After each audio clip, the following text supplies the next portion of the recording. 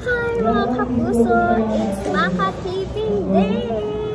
And for today's vlog mga kapuso ay prom po namin! So ngayon sasagutin ko yung tanong na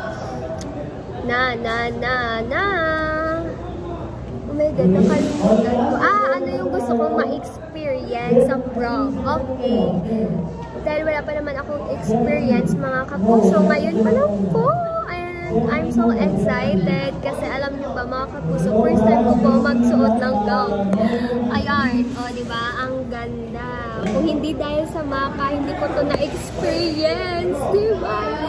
So, ang gusto ko mga kapuso mangyari dito sa prom is, gusto ko magkaroon ng award. Yung mga best in gown. Hindi ko din alam kasi kung ano yung tawag sa mga awards pag may prom. Basta gusto ko makatanggap ng award.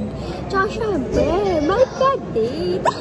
Hindi naman may kadate, I mean may partner, gano'n. Kasi diba, parang kompleto talaga yung prom mo pag may mga ganong moment, tapos madaming friends, diba? Party with the friends. Like, hindi naman ako mahilig mag-party, mga kapuso. Pero, ayun lang, sana ma-experience ko yung ganong moment dito.